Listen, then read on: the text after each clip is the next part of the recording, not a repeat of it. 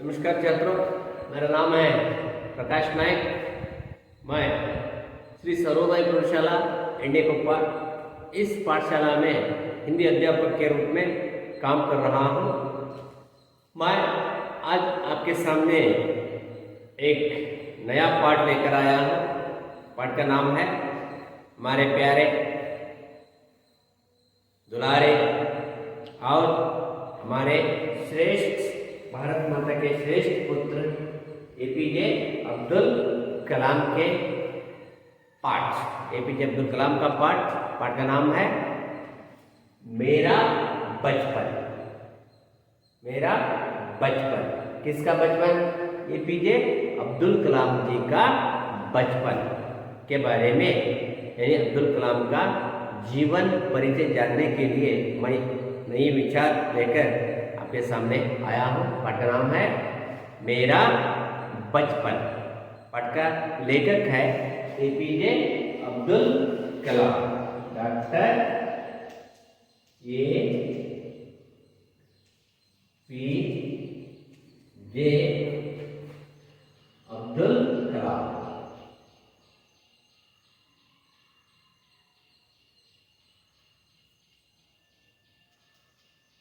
APJ Abdul Kalam, पाठ का लेखक है एपीजे अब्दुल कलाम। एपीजे अब्दुल कलाम का नाम आप सुना होगा। वे बच्चों को बहुत प्यार करते थे। बच्चों से हमेशा स्कूल के छात्रों के साथ, कॉलेज के छात्रों के साथ मिलना चाहते थे डॉक्टर एपीजे अब्दुल कलाम। भारत के राष्ट्रपति भी बने थे एपीजे अब्दुल कलाम। एक देशभक्त, एक साइंटिस्ट और बच्चों के प्यारे प्यारे प्यारे प्यारे व्यक्ति थे डॉक्टर एपीजे अब्दुल कलाम। यह एक आत्मकथा है। साहित्य में अनेक प्रकार का विभाग आते हैं। उस विभाग में यह भाग आत्मकथा से संबंधित है। आत्मकथा किसे कहते हैं? आत्मकथा है हमारी कहानी को, यानी मेरी कहानी को, मेरी जीवन की कहानी को खुद मैं लिखना, इसे कहते हैं आत्मकथा। मेरी आत्म की कथा, मेरी कहानी। यहाँ एपीजे अब्दुल कलाम जी ने लिखा है। एपीजे अब्दुल कलाम जी ने लिखा है, वो है मेरा बचपन। मेरे बचपन के बारे में मैं इस पाठ द्वारा, किसके बचपन के बारे में? मेरे बचपन के बारे में नहीं, भारत माता के श्रेष्ठ पुत्र देशभक्त एपीजे अब्दुल कलाम, एपीजे अब्दुल कलाम के बारे में मैं आज आपके सामने कुछ विचार आपके सामने रखना चाहता हूं। आप क्या करना है? मोबाइल तो आपके पास है, यानी लैपटॉप, किसी एक नेट द्वारा आप इस वीडियो को देख रहे हैं। आप अपने साथ, मोबाइल के साथ साथ किताब भी आपके सामने रख लेना है। मैं कुछ एक्टिविटी देता रहता हूँ। उस एक्टिविटी को मैं क्या करता हूँ, उसको करते मेरे साथ आना है। आने के लिए तैयार है? पाठ पढ़ने के लिए तैयार है? नहीं, तैयार होना है। आओ मेरे साथ आओ। पाठ सुनने के लिए, पढ़ने के लिए मैं क्या करता हूँ, सब एक्टिविटी करने के लिए आप तैयार होना है। पाठ का नाम है मेरा बचपन। पाठ का लेखक है एपीजे अब्दुल कलाम, एपीजे अब्दुल कलाम। पढ़ेंगे। किताब है, किताब देखना है। मेरा काम है अब पढ़ना, मैं पढ़ता हूँ। आप किताब को हाथ में लेकर आप देखना है और ध्यान से सुनना है। मेरा जन्म मद्रास राज्य अब तमिलनाडु के रामेश्वरम कस्बे में एक मध्य वर्गीय परिवार में हुआ था। मेरे पिता जैनुलाब्दीन की कोई बहुत अच्छी औपचारिक शिक्षा नहीं हुई और न ही वे कोई बहुत धनी व्यक्ति थे। इसके बावजूद वे बुद्धिमान थे और उनमें उदारता की सच्ची भावना थी। मेरी माँ आशी अम्मा उनकी आदर्श जीवन संगिनी थी। मेरे माता पिता को हमारे समाज में एक आदर्श दंपति के रूप में देखा जाता था। एक आदर्श दंपति के रूप में देखा जाता था। अब क्या करना है आप लोग? पढ़ना है। किस तरह पढ़ना है? मौन वाचन करना है। करिए, मौन वाचन करिए। मौन वाचन करना है।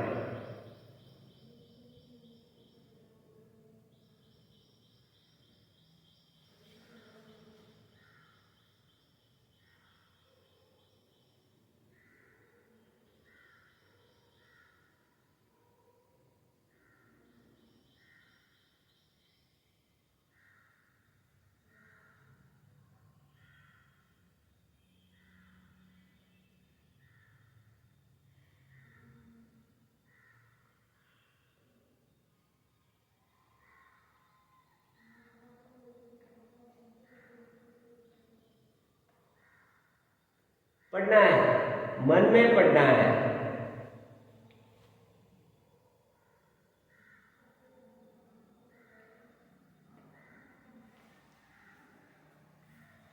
मैं समझता हूं आप एक या दो बार, कुछ छात्र एक बार और कुछ छात्र दो बार पढ़ चुका है। मेरा नाम क्या है? एपीजे अब्दुल कलाम। अब्दुल कलाम जी का जन्म किस राज्य में हुआ? मद्रास राज्य, अब तमिलनाडु कहते हैं। पहले उस राज्य को मद्रास राज्य कहा जाता था। यानी कर्नाटक को जिस तरह मैसूर राज्य कहते थे, अब कर्नाटक नाम से पुकारते हैं, तब उसी तरह मद्रास को अब तमिलनाडु कहा जाता है। मद्रास राज्य में तमिलनाडु के रामेश्वरम नामक एक गांव में एपीजे अब्दुल कलाम का जन्म हुआ। तमिलनाडु सुना है? तमिलनाडु, चेन्नई तमिलनाडु की राजधानी है। उस राज्य में एपीजे अब्दुल कलाम जी का जन्म हुआ था। मेरे पिता का नाम यानी अब्दुल कलाम जी के पिताजी का नाम है जैनुलाब्दीन की कोई बहुत अच्छी औपचारिक शिक्षा नहीं हुई थी। यानी पाठशाला में जाकर एक औपचारिक शिक्षण इसका अर्थ क्या होता है? स्कूल जाकर पढ़ना औपचारिक शिक्षा होता है। हम घर में, रास्ते में मित्रों के साथ सीखना, यह अनौपचारिक शिक्षा यानी अनौपचारिक शिक्षण यानी शिक्षा कहा जाता है। ज्यादा शिक्षा मेरे पिताजी को नहीं मिला था। औपचारिक शिक्षा नहीं हुई थी और न ही कोई बहुत धनी व्यक्ति थे। नॉट ए रिच मैन मेरे पिताजी। एक मिडिल क्लास फैमिली, मध्य वर्गीय परिवार में मेरा जन्म हुआ था।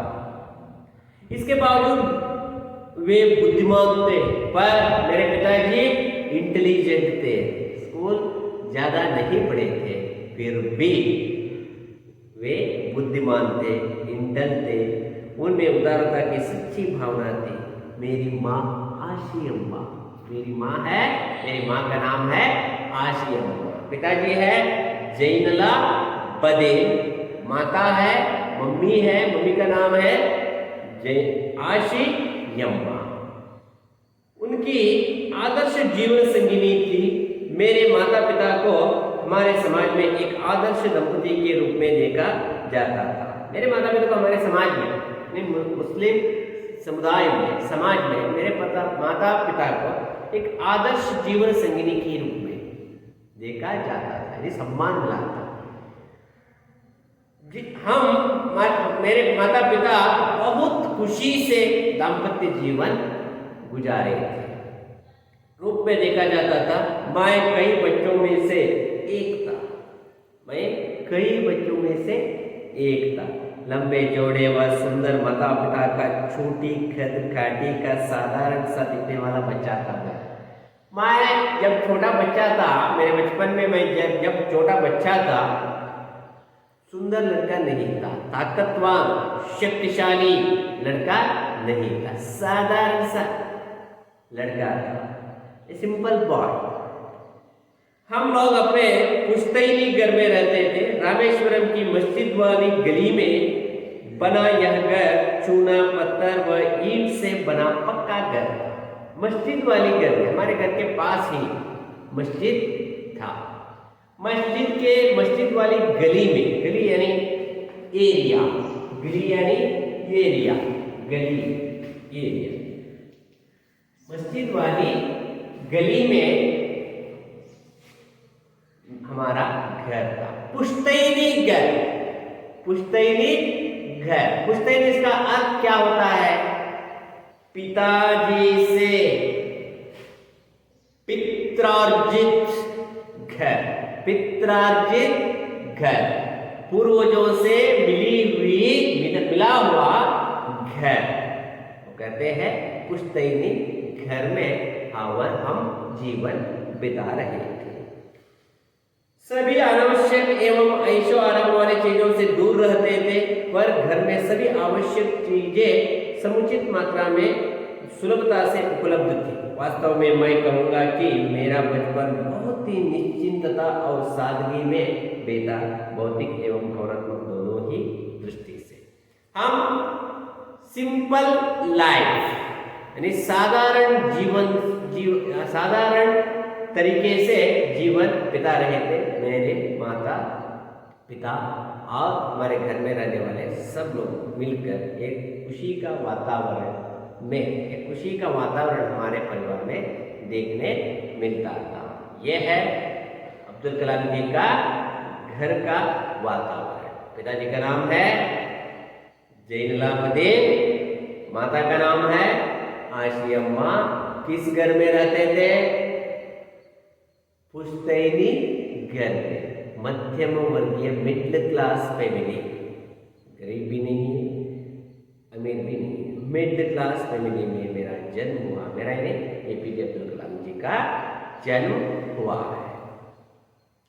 मैं प्रायः अपनी माँ के साथ ही रसोई में नीचे बैठकर खाना करता था। वह मेरे सामने केले का पत्ता बिछाती और फिर उस पर चावल एवं सुगंधित स्वादिष्ट सांभर डालती।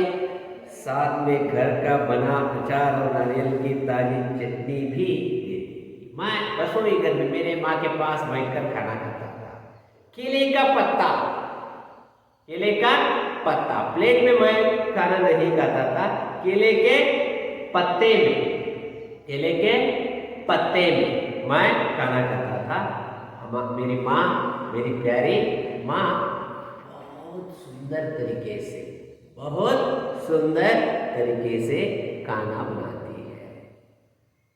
मेरी माँ की स्वादिष्ट यानी रुचि बहुत टेस्ट बहुत अच्छा होता था। नारियल की चटनी, अचार, सांबार, नारियल की चटनी, सांबार और अचार स्वादिष्ट, साथ में घर का बना हुआ नारियल की चटनी भी देती और अचार। ये मैं मेरी माँ के पास बैठकर रसोई घर में खाना खाता था बहुत सुंदर तरीके से। प्रतिष्ठित शिव मंदिर जिसके कारण रामेश्वरम प्रसिद्ध तीर्थ स्थल है। रामेश्वरम, मेरा जन्म किस गांव में हुआ? रामेश्वरम नामक गांव में हुआ।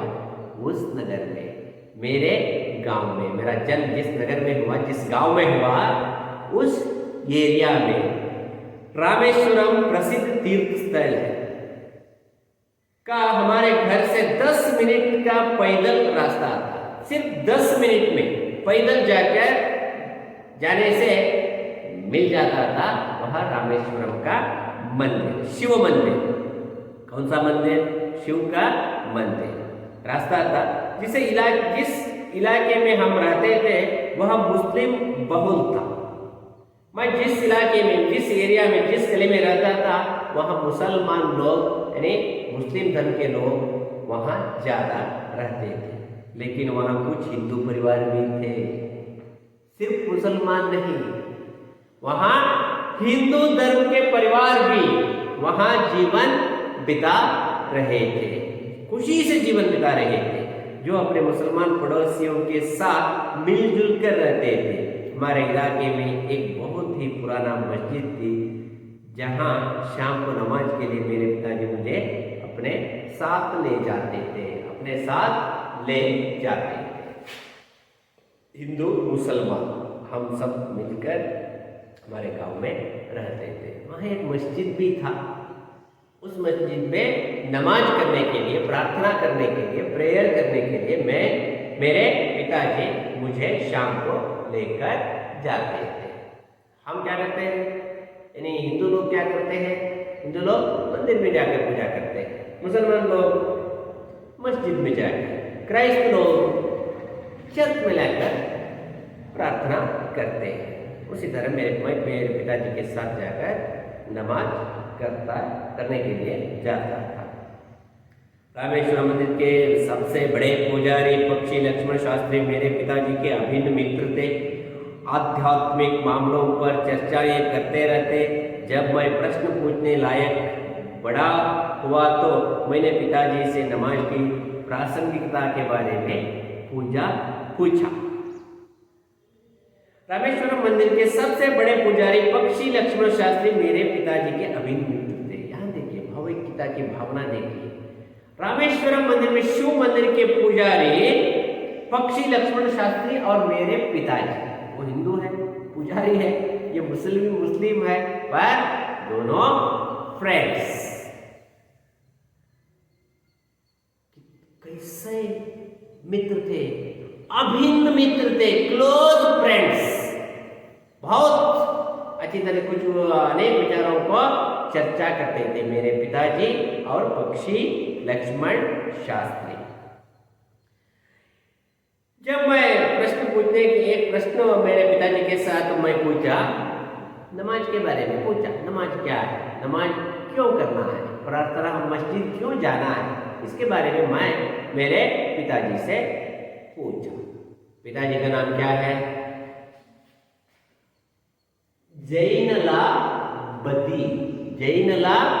बदी। वे कहते जब तुम नमाज पढ़ते हो तो तुम अपने शरीर से इतर ब्रह्मांड का एक हिस्सा बन जाते हो, जिससे दौलत, आयु, जाति, धर्म, पंथ का कोई भेदभाव नहीं होता। नमाज क्यों करना है, नमाज करने से क्या होता है, क्या मिलता है नमाज करने से? अल्लाह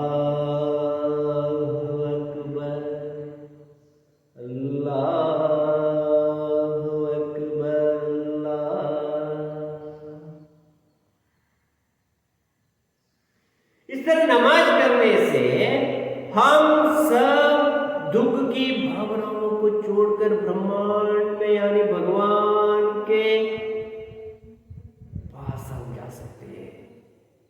भेदभाव, ऊंच नीच, अमीर गरीब, इस तरह की सब भावनाओं को छोड़कर, इस ब्रह्मांड को छोड़कर हम भगवान में लीन हो जाते हैं और हमें सुख और शांति हमारे मन को मिल जाता है। भगवान को पाने के लिए नमाज करना जरूरी है। ऊंच नीच का भेदभाव दूर हो जाता है, इसलिए नमाज करना है, यानी प्रार्थना करना है, जिससे दौलत, आयु, जाति या धर्म, पंथ का कोई भेदभाव नहीं रहता। खुश हो गए APJ अब्दुल कलाम जी यह बात सुनकर खुश हो गए। मुझे याद है पिताजी की दिनचर्या पाँव फटने के पहले ही सुबह 4 बजे नमाज पढ़ने के साथ शुरू हो जाती थी।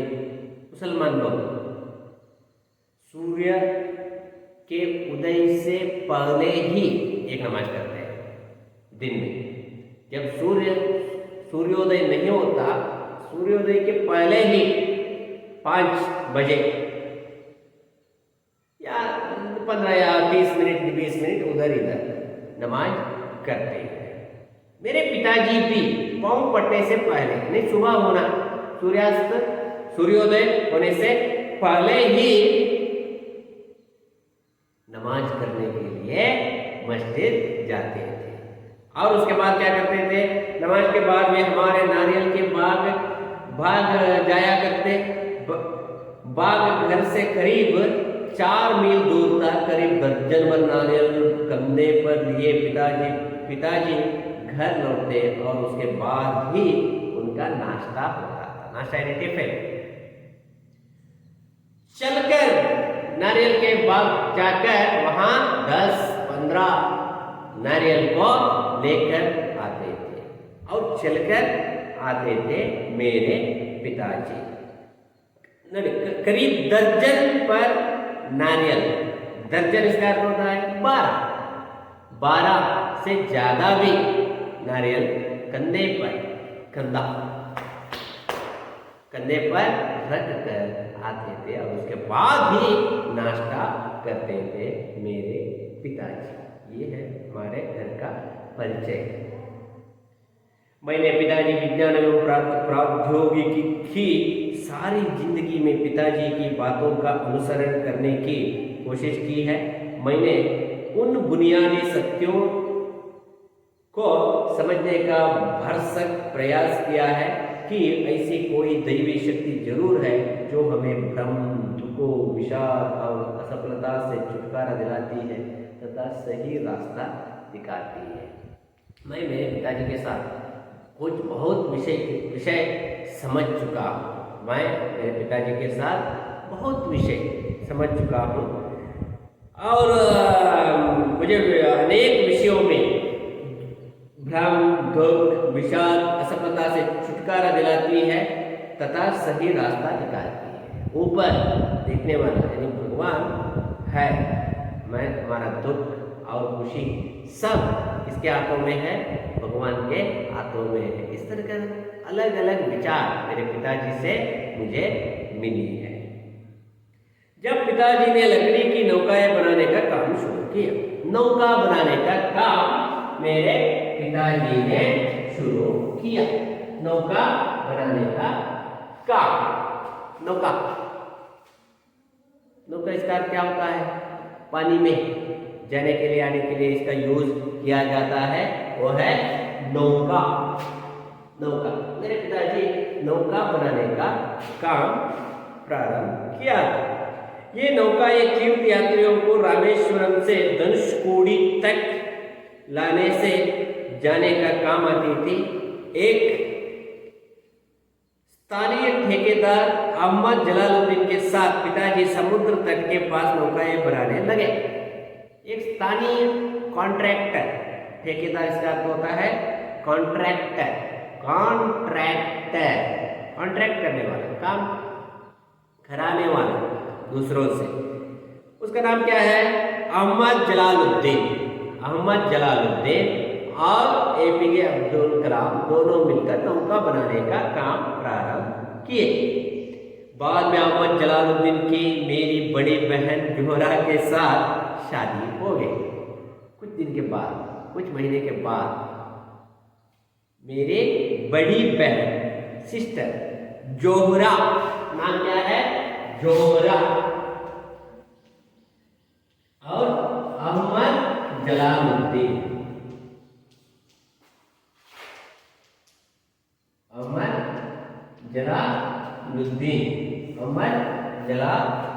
के साथ शादी हो गई।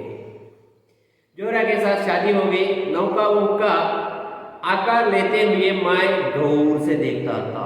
हमारे पिता और अहमद जलालुद्दीन नौका बनाते समय मैं गौर से देखता था।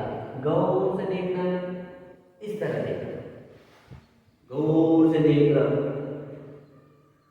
क्या है, किस तरह बनाते हैं, ऐसा क्यों है, नौका इस तरह क्यों नहीं है, ये इस तरह क्यों है, इधर इस तरह क्यों होता है, और इसके बारे में मैं गौर से पास जाकर मैं देखता रहता था। कौन? Doctor APJ Abdul Kalam. पिताजी का कारोबार काफी अच्छा चल रहा था। एक दिन 100 मील प्रति घंटे की रफ्तार से हवा चली और समुद्र में तूफान आ गया। तूफान में से तो कराई के कुछ लोग और हमारी नावें बह गई। उसी में पाम्बन पुल भी टूट गया और यात्रियों से भरी ट्रेन दुर्घटनाग्रस्त हो गई। तब तक मैंने सिर्फ समुद्र की खूबसूरती को ही देखा था। उसकी अपार एवं अनियंत्रित ऊर्जा ने मुझे हतप्रभ कर दिया। एक दिन क्या हुआ, नौका बना रहे थे समुद्र के तट पर, दोनों मिलकर मोहम्मद जलालुद्दीन और एपीजे अब्दुल कलाम के पिताजी जैनुलाब्दीन दोनों मिलकर बना रहे थे। 100 मील की रफ्तार में तूफान आ गई। बड़ी बड़ी लहरें आकर सब नौकाएं बहकर चली गई। दुर्घटना हो गई, कुछ लोग मारे गए, कुछ लोग उधर से मर गए। इस तरह एक दुख का वातावरण उस समुद्र तट पर मेरे आंखों के सामने हो गई। मैं अब तक समुद्र की सुंदरता के बारे में ही देखा था, अब मैं समझा समुद्र के पास इतनी ताकत भी है और इतना दुख भी हमें मिल जाता है। इस तरह का विचार मेरे मन में आ गया। उम्र में काफी फर्क होने के बावजूद मोहम्मद जलालुद्दीन मेरे अंतरंग मित्र बन गए। उम्र से एक difference between me and Mohammad Jalaluddin, lot of difference age. उम्र में बहुत अंतर था मैं और मोहम्मद जलालुद्दीन के पास, फिर भी हम मित्रों की तरह रहते थे। मोहम्मद जलालुद्दीन और मैं, वह मुझसे करीबन 15 साल बड़े थे। 15 साल फ्रेंडशिप देखिए इधर, 15 साल डिफरेंस, 15 साल difference between me and Mohammad Jalaluddin. फिर भी हम मित्र की तरह जीवन बिता रहे थे। बड़े थे, मुझे आजाद कहकर पुकारते थे। वो मोहम्मद जलालुद्दीन मुझे कलाम नाम से नहीं पुकारते थे, मुझे आजाद नाम से। किस नाम से? आजाद। किस नाम से? आजाद नाम से पुकारते थे। हम दोनों रोजाना शाम को दूर तक साथ घूमने जाया करते थे। हम मस्जिद वाली गली से निकलते और समुद्र के रेतीले तट पर चल पड़ते। मैं और जलालुद्दीन प्रायः आध्यात्मिक विषयों पर बातें करते, हम यानी वॉकिंग करते रहते थे। घूमने के लिए जाते थे हम, मैं और मोहम्मद जलालुद्दीन दोनों मिलकर आध्यात्मिक विषय पर चर्चा करते थे। आध्यात्मिक विचार पर, भगवान के बारे में, अल्लाह के बारे में, यीशु के बारे में, यानी राम के बारे में, कृष्ण के बारे में। क्या है भगवान, कहाँ है भगवान, के पास कितनी शक्ति है, भगवान हमें बचाने के लिए, हमें शक्ति देने के लिए कब आता है, भगवान को देखने के लिए हम क्या करना है। सारी विचार हम चर्चा करते थे। मैं और मोहम्मद जलालुद्दीन दोनों मिलकर। प्रसंगवश मुझे यहाँ यह भी उल्लेख कर देना चाहिए कि पूरे इलाके में सिर्फ जलालुद्दीन ही जो अंग्रेजी में लिख सकते थे। मैं गर्व से कहता हूँ यह लिखना, यहाँ आपके सामने यह विचार बताना बहुत जरूरी है।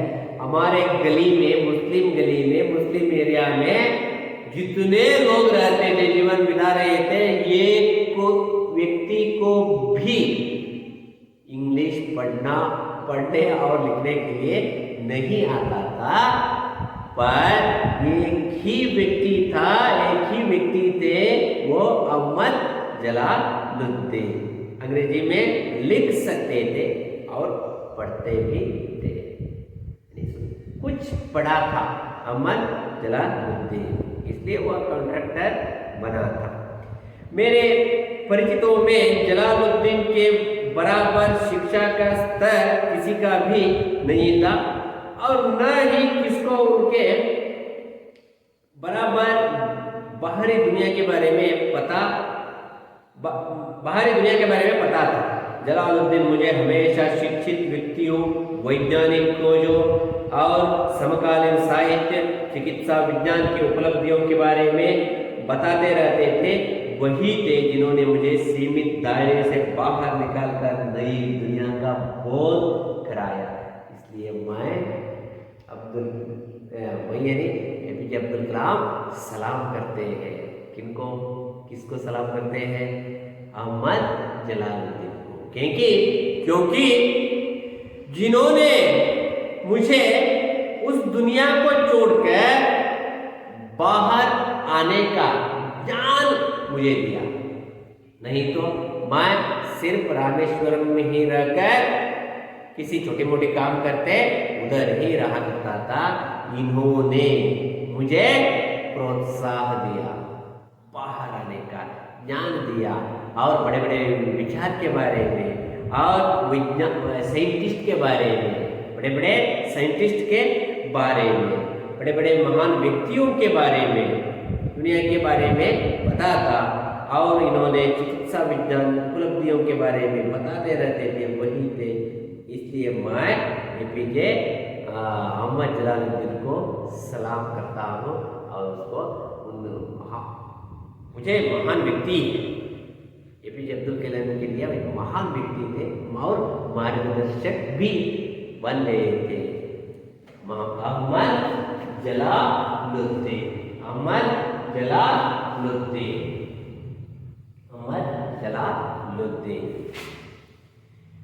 मेरे बाल्यकाल में पुस्तकें एक दुर्लभ वस्तु की तरह हुआ करती थी। मुझे घर में खाने के लिए, पीने के लिए, रहने के लिए, खेलने के लिए सब कुछ था मेरे पास। मेरे घर में सब कुछ था और दुर्लभ वस्तु थी। खाने के लिए बहुत था, पीने के लिए, सोने के लिए, खेलने के लिए सब कुछ था, पर पढ़ने के लिए किताबों की कमी थी। हमारे घर में किताबें कम था। बुक्स, किताब इसका अर्थ होता है बुक्स, शॉर्टेज ऑफ बुक्स हुआ करती थी। हमारे यहाँ स्थानीय स्तर पर एक पूर्व क्रांतिकारी या कहिए उग्र राष्ट्रवादी S.T.R. मणिकम, बताइए एक बार मैं कहता हूँ, S.T.R. मणिकम तमिल नेम है, तमिल राज्य का, तमिलनाडु के व्यक्तियों का नाम है। क्या है? S.T.R. मणिकम का निजी पुस्तकालय था, पर्सनल लाइब्रेरी। मणिकम के घर में एक लाइब्रेरी था, पर्सनल लाइब्रेरी। उनके घर में बहुत सारी किताबें थी। उन्होंने मुझे हमेशा पढ़ने के लिए उत्साहित किया। मैं अक्सर उनके घर से पढ़ने के लिए किताबें ले आया करता था। उसके घर से, मणिकम के घर से मैं हर दिन जाकर एक किताब को लाकर पढ़ता था और ज्ञान को हासिल किया। मणिकम के प्रोत्साहन के कारण मैं ज्ञानी बनने के लिए मैं इतना बड़ा हूँ। अब ये सब किसके प्रोत्साहन से? अहमद जलालुद्दीन और मणिकम की मदद से। दूसरे जिस व्यक्ति का मेरे बाल जीवन पर गहरा असर पड़ा वह मेरे चचेरे भाई शमशुद्दीन। और मेरे लाइफ पर, मेरे जीवन में और एक व्यक्ति का महान असर पड़ा, वो है शमशुद्दीन। क्या है नाम? शमशुद्दीन थे। वह रामेश्वरम में अखबारों के एकमात्र वितरक थे। अखबार, इसका अर्थ क्या होता है? अखबार, न्यूज़पेपर। अखबार यानी न्यूज़पेपर। अखबार इसका अर्थ होता है न्यूज़पेपर। न्यूज़पेपर के एजेंट थे शमशुद्दीन, एकमात्र वितरक थे। अकबर रामेश्वरम स्टेशन पर सुबह की ट्रेन से पहुंचते थे जो पाम्बन से आती थी। इस अखबार एजेंसी को अकेले शमशुद्दीन ही चलाते थे। रामेश्वरम में अखबारों की जुमला 1000 प्रतियां बिकती थी और शमशुद्दीन की मदद से मैं अखबार पढ़ना भी शुरू किया। ज्यादा पढ़ने की रुचि मेरे मन में बढ़ने लगी। इनकी सहायता से शमशुद्दीन माणिक्यम और अहमद जलालुद्दीन। मेरे जीवन में मैं राष्ट्रपति बना, मैं साइंटिस्ट बना और बहुत बना ये सब किससे? अहमद जलालुद्दीन, माणिक्यम और शमशुद्दीन और मेरे माता पिता के कारण। 1000 प्रतियां मिलती थी। बचपन में मेरे 3 पक्के दोस्त थे। मेरे दोस्तों के बारे में यहाँ कहने के लिए मुझे खुशी हो रही है। कौन थे? एपीजे अब्दुल कलाम के मित्र कौन थे? देखेंगे मित्र कौन थे। इकबाल, नयाज, इरफान और कौन थे देखेंगे आप। मेरे 3 पक्के दोस्त थे, वो है रामानंद शास्त्री। नाम देखिए, एपीजे अब्दुल कलाम, रामानंद शास्त्री, एपीजे अब्दुल कलाम और रामानंद शास्त्री और अरविंदन क्लोज फ्रेंड्स के बारे में लेकर बता रहे हैं इधर। रामानंद शास्त्री, अरविंदन और शिव प्रकाश।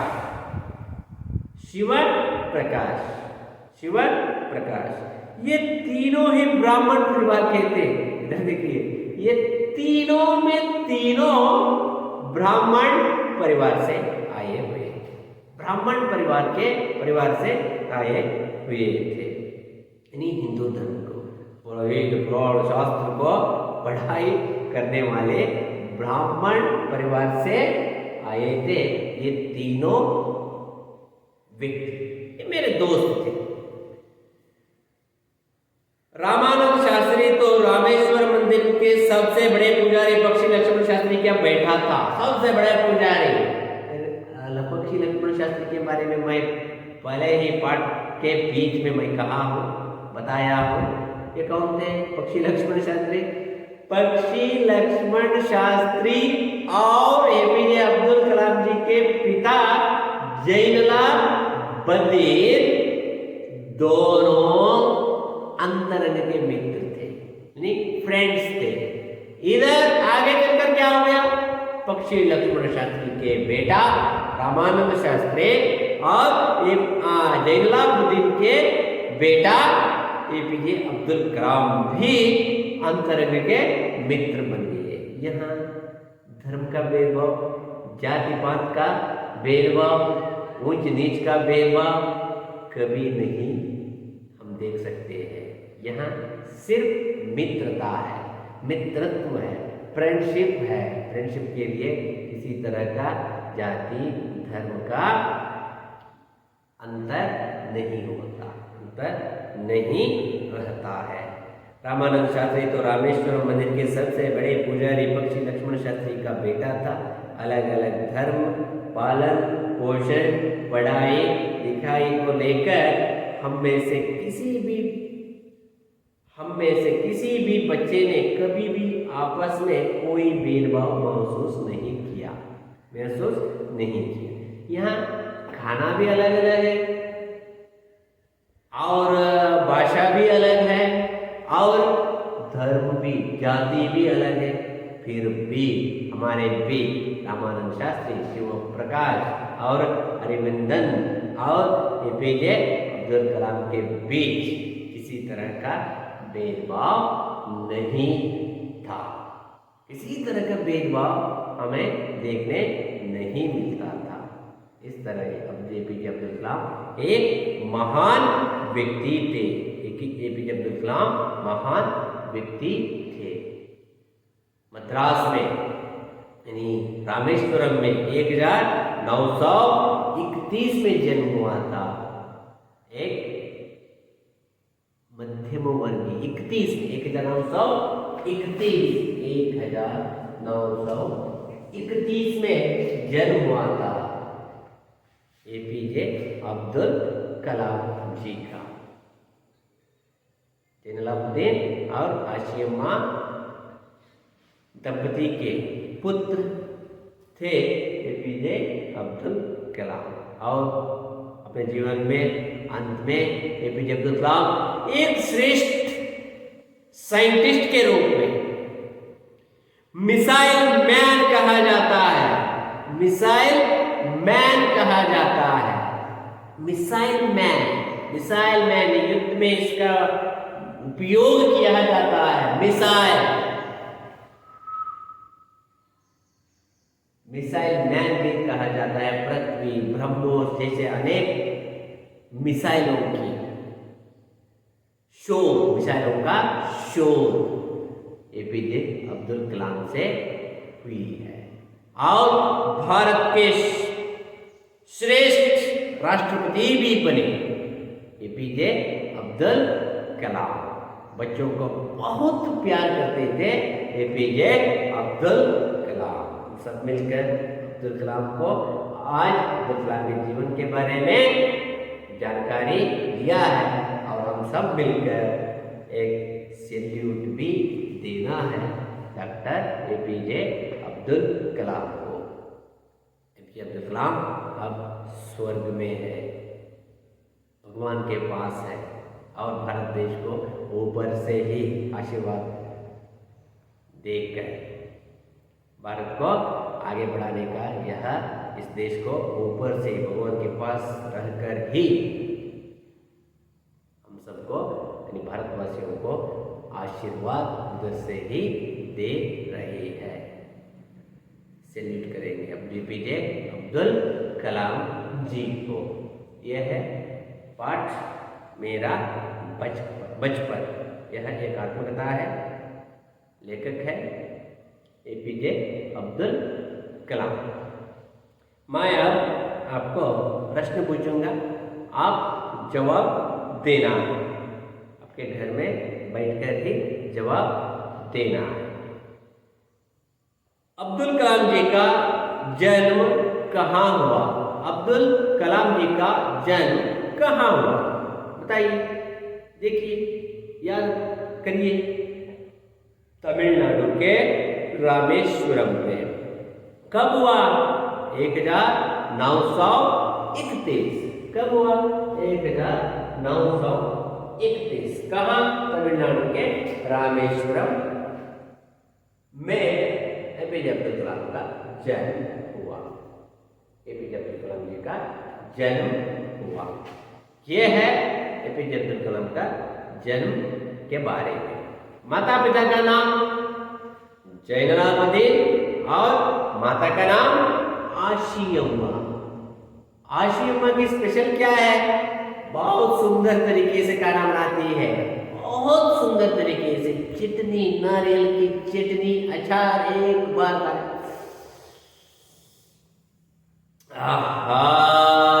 इस तरह का भाव आशियम्मा इस तरह बनाती थी खाना। क्या कहो, शब्द नहीं है मेरे पास। किस तरह बनाती है?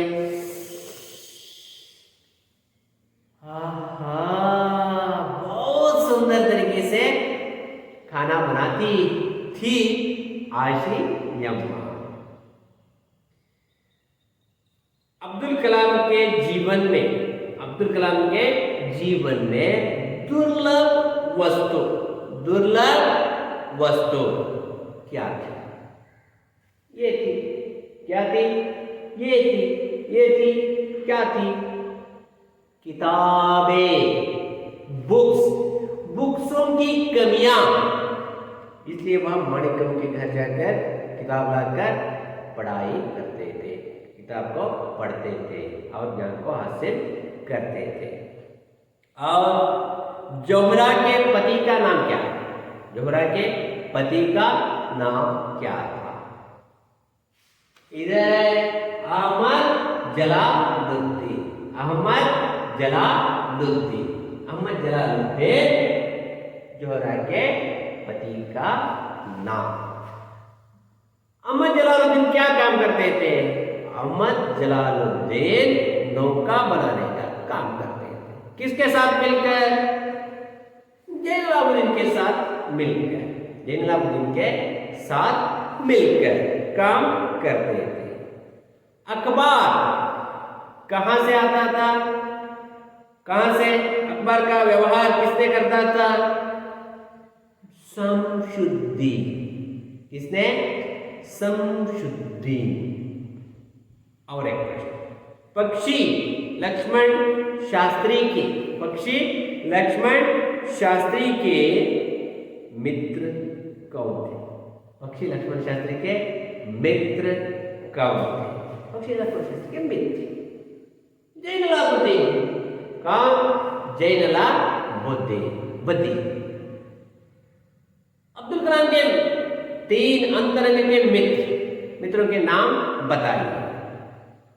अरविंदन रामानंद शास्त्री और शिव प्रकाश। ये तीनों यानी चारों अब्दुल कलाम भी मिलकर रहते थे। कुछ विचार के बारे में चर्चा भी किया करते थे, यानी क्लोज फ्रेंड्स, अंतरंग के मित्र बन गए थे। चारों मिलकर रहते थे, मिलकर खाते थे, मिलकर जाते थे, मिलकर आते थे, मिलकर गाते थे, सब कुछ मिलकर। किसी तरह का भेदभाव उनमें देखने नहीं मिलता था। कस्बा, इसका अर्थ क्या होता है? छोटा शहर, स्मॉल विलेज या स्मॉल शहर। रफ्तार, इसका अर्थ क्या होता है? रफ्तार, गति। अब व्याकरण के प्रश्न पूछता हूं। अन्य वचन रूप लिखिए। अन्य वचन रूप, एक वचन है तो बहुवचन देना, बहुवचन है तो एक वचन देना। बच्चा, बच्चे। गली, गलियां, रस्व होना है। गलियां, रस्व होना है।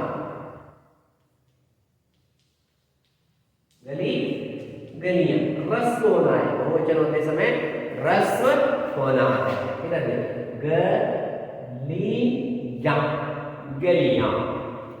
गलियां। केला, केले। नौका, नौकाएं। अब विरोध शब्द, विलोम शब्द। बहुत कम। शाम, सुबह। सफल, असफल। अच्छा, बुरा। बड़ा, छोटा। अपना, पराया।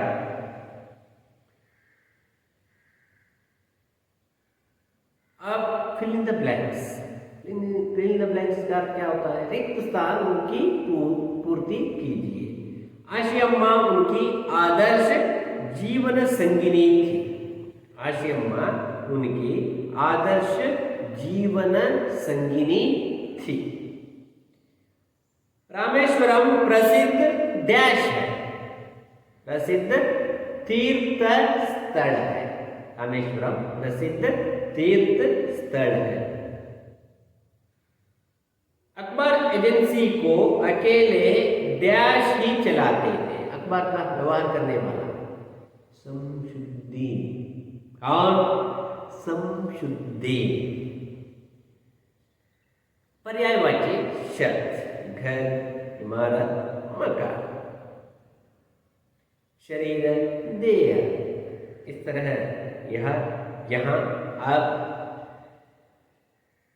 मेरा बचपन या पाठ समाप्त हो गया है 10वीं कक्षा के बच्चों को।